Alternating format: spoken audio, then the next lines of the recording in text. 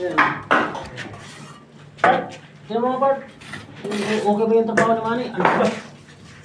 May piso ka ba niya, Bart? Wala, Part.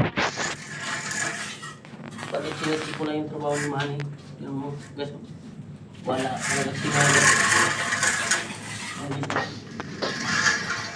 Katas na guys. Yan yung... Kailangan lang guys na may ilaw kasi di makikita guys. Mag-overtime kayo, boss? Oo, okay guys. Dapat baka may tiwang. Tingnan natin, baka may siwaw. Ang trabaho ko ito guys. Sinasip ko lang yung trabaho ni Manny. Yung mga masumting alas 3 ng hapon guys. Ito na. Oh. Party na mo. Ayun, wala. Wala. I-final mo na yan, Manny, ha? Yan yan, mga guys. Salamat, guys, ha? Por, dahil may mga tao mo sa taas, Por. Mamaya ako. Tara na. Okay. Okay, okay yan. I-final mo na yan, ha? Ay, may bisita kami, guys. Happy, guys. Ayan, o. Si Muslim. Mahilig yan siya magbibisita sa amin guys kasi may kape galing sa Canada na pinadala ni ma'am. Ayan, magkape muna kayong dalawa ha. Ay, siyempre. Kape muna. Por, lawan ko, Por. Talaga naman. Ditirado. Overtime ko, Por. Hindi naman overtime. Wala pang alas 4, overtime. Bali yan. Pag nagpabuli kasi ako guys, pinaispatan ko na yung ilaw. Yan o. Diyan mo makikita guys na wala sa bara. Yan mo guys o. Yan o. Ano mo. Kaya kailangan may ilaw. Yan ang, Video sa'yo, Por. Check mo yung mga gawa ng tao, Por. yan ang mga technique ko ngayon guys. Yan ang masuno. Oh.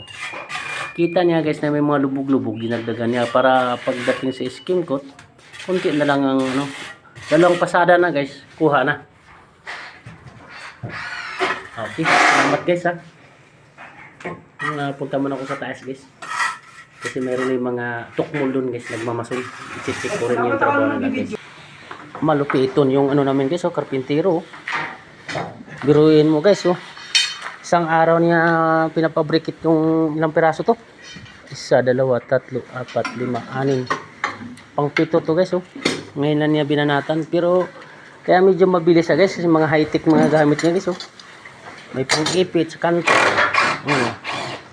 Tapos yan, tingnan mo mga gamit niya guys oh.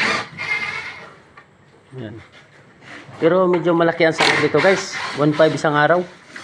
Hindi ka naman lugi. Kasi oh, 7 piraso guys oh. Wala pang alas 4.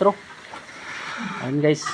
Dito din ako nakuha ng experience kung paano i-install tong hamba na walang diferensya guys. Susukatin ko guys kasi ako naman magkabit nito guys. Yung opening guys, sukatin ko. Oh, sakto guys oh. May point pa siya na 6. Kasi nga yung opening sa pintuan guys, 70. Oh, malupit tong karpintero ko guys. Salamat ako guys nito. Sobra kasipag. Pero ano to guys, galing pa to sa Canada. Kararating lang. Ano part? May halo ka pa dito, i-deliver mo na to. Part, kahit ka lang yun sa kabila, Part. Dito, May bara ka dyan, Dan? Bara? Meron. Paano? Guys, dito ako sa taas. Bali, sinicheck ko rin yung trabaho ng bagong mason. Kahapon pa to pumasok guys.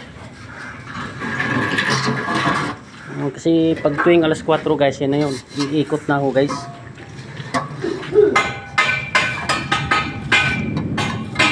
Ayan guys oh. Kahit pa piso guys oh. Wala nang problema. Ayan. Magaling na mason to guys. Si Danny. Danny ang pangalan niya ito. Oh, oy. Aki, okay ka lang dyan? Si Aki. Oh, malapit na kami matapos sa plastering guys oh. Yan mo. Uy! May tao pala dito. Boss, kumusta boss? Ay, itong tubero oh. Naglilinya na naman siya guys. So, yan sa liver. Pangalawang CR na daw niya guys. Medyo kunti lang kami guys. Ito yun guys oh. Nakabit na niya guys oh. Yan. Binibidyo ko lang to guys para pag nakita ko sa susunod, ganito lang pala ang paggawa, di mas madaling ituro guys. Thank you guys ha. Pakipollow na lang sa Facebook page ko at saka YouTube channel guys. Ganito lang ang buhay ko guys pag tuwing alas 4. Alas 4 pa lang. Alas 4. Thank you guys. Salamat.